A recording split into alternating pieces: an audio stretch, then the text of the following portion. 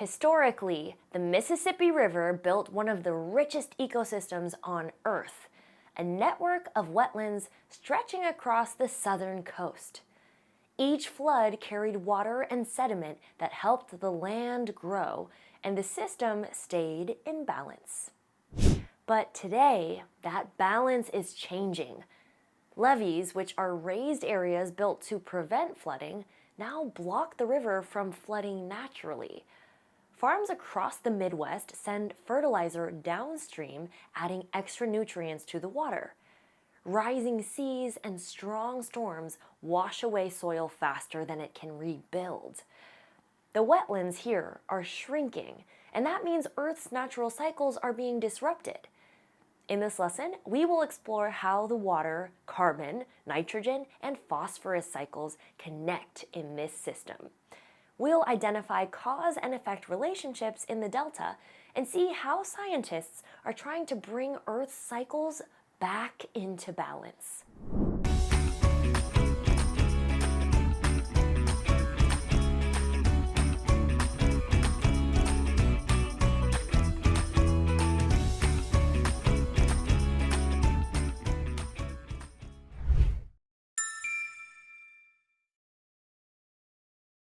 The Mississippi River Delta exists because of the water cycle. For thousands of years, spring floods carried water and sediment across the land, spreading nutrients and rebuilding the ground. Each flood left behind new soil, forming wetlands that connected land and sea. But when levees were built to protect cities and farmland from flooding, the flow of water changed. Now, instead of spreading out and dropping sediment, the river rushes straight into the Gulf of Mexico. The amount of sediment delivery has decreased sharply. Here we can see a cause and effect. The cause is the loss of natural flooding. The effect is that sediment stops reaching the wetlands. That means less material to rebuild the land and more loss to the sea. Take a look at this image of the river delta. It shows the change in the land between 1932 and 2004. What do you think the red area represents? It's the amount of wetlands that has been lost. When sediment no longer reaches the wetlands, the land begins to sink. Without new layers of soil, plants cannot stay rooted and salt water moves farther inland. Over time, whole sections of wetland disappear beneath the rising seawater. And that change? Well, it creates other problems.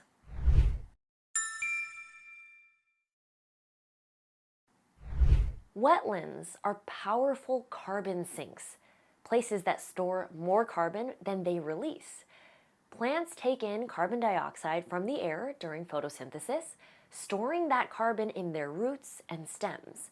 When the plants die, their remains settle into the wet, oxygen-poor soil, where the carbon stays trapped for centuries.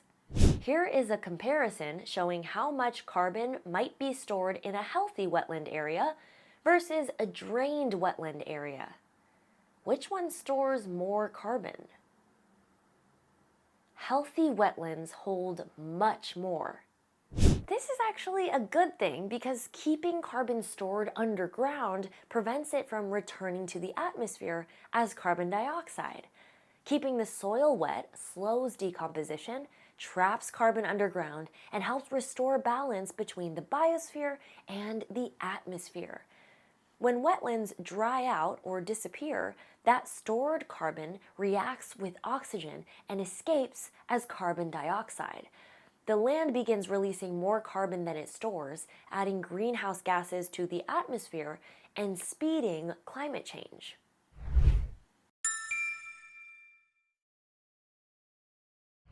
Nitrogen and phosphorus are both nutrients that help plants grow.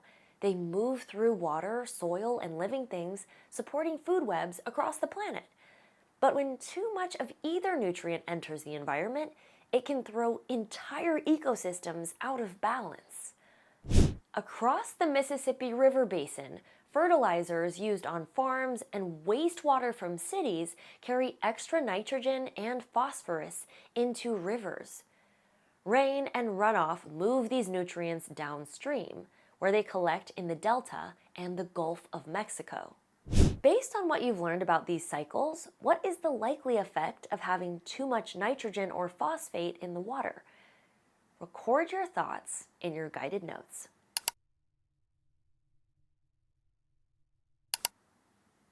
In healthy wetlands, bacteria and plants help recycle these nutrients. Bacteria in the soil change nitrogen compounds into nitrogen gas, releasing it safely into the atmosphere. Plants take in phosphorus and store it in their tissues. Together, these processes keep nutrient levels steady. But when too much nitrogen or phosphorus builds up, algae grow faster than normal. These algal blooms block sunlight, use up oxygen, and make it difficult for fish and other animals to survive. Scientists call these oxygen-poor regions dead zones, areas where life struggles to return. Here is a graph showing amounts of nitrogen and phosphorus at the mouth of the Mississippi River over several decades. What pattern do you notice? How might these levels impact the size of the Gulf's dead zone each year? Pause the video and record your predictions in your guided notes.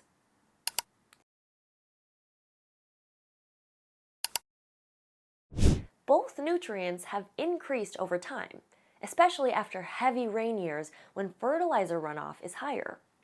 These rising levels lead to larger dead zones that stretch across the coast each summer. When you look at all of the changes together, it is clear that the Mississippi River wetlands are out of balance. The question is, what do we do about it?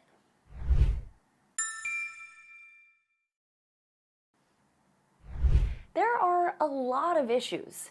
Water no longer flows the way it once did. Carbon that should stay in the soil escapes into the air. Nutrients like nitrogen and phosphorus build up faster than the system can handle. But scientists, engineers, and local communities are working on ways to bring balance back. There are several actions they can take. Some focus on changing how water moves. Others focus on reducing the nutrients that enter the river. And still others rebuild plant and soil systems that store carbon and clean the water. Each of these actions connects back to the cycles you learned about. Changing one part of the system can affect all the others, which is why restoration takes careful study and planning.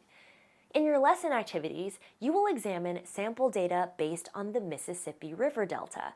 You will explore several possible restoration methods, predict how each one might affect the water, carbon, nitrogen, and phosphorus cycles, and design your own plan to help bring the wetlands back into balance. Understanding how these cycles work together helps scientists and you find solutions that protect both people and the planet.